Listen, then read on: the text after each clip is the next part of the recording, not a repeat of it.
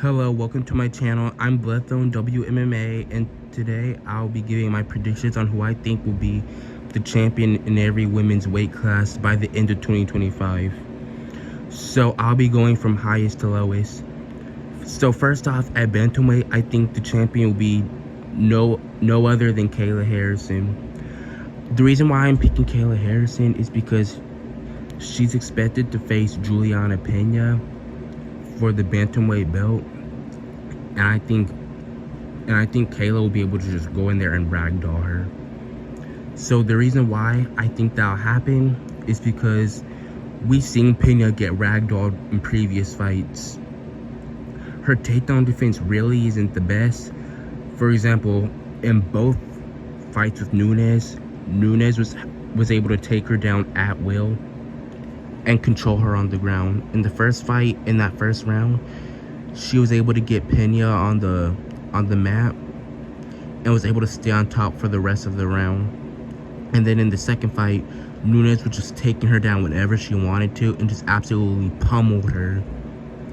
And then if you go look at the Sarah McMahon fight, Sarah McMahon was also able to take Pena down and control her as well. And then if I'm not mistaken, in the Nico Montano fight, Nico Montano was also able to do the same thing in that first round. Now of course Pena has been able to come back to win the Montano and the McMahon fight, but Kayla Harrison is a whole different breed. I think Kayla would smoke her. So if that fight takes place, I think Kayla Harrison will finish Juliana Pena in the later rounds. And plus, Pena is susceptible to submissions, as we've seen in the Valentina Shevchenko fight and in the Germaine Durandamy fight. If Pena makes any mistakes against Kayla Harrison, she will most definitely pay for it.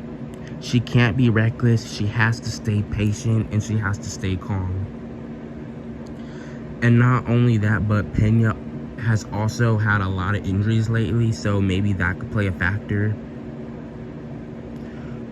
So yeah, I think Kayla would finish Pena in the later rounds. On to flyweight.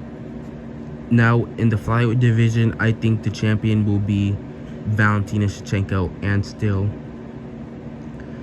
The reason why I'm picking Valentina Shevchenko is because she will be facing Manon Fiorot. I think that's how you pronounce her name. And I think this fight will take place on the feet. And I think Valentina will be able to pick her apart. I think it'll be competitive at first, but as the fight goes on, I think Valentina is going to start having her way with Manon. Now, one thing about Manon, like a hole in her game, is that she's susceptible to head kicks. If Valentina can set something up and then land a perfectly placed head kick, that could be game over for Manon. Now, Manon is strong. She is huge. And she has great takedown defense. She kept stuffing Aaron's takedowns repeatedly, so I don't think Valentina is just gonna go in there and ragdoll her the way she was able to do Grasso in the third fight, the way she was able to do Andrade, or the way she was able to do Laura Murphy. So I think this fight will take place on the feet, and I think it'll be a close decision, but I think Valentina wins it. Now on to strawweight. At strawweight, I think the champion will be Zhang Weili. The reason why I'm picking Weili is because she'll be facing Tatiana Suarez, and I think Tatiana Suarez is a little bit too one-dimensional to take on somebody like Zhang. Now, don't get me wrong, Suarez could win this fight. I'm actually torn on who I think will win this fight, but I'm gonna have to give it to Weili. Weili throws with bombs. Like if she can connect on Suarez, she could hurt her. What's been holding Suarez back is the injuries that she's been facing and the inactivity. So So maybe that will play a role in how this fight plays out.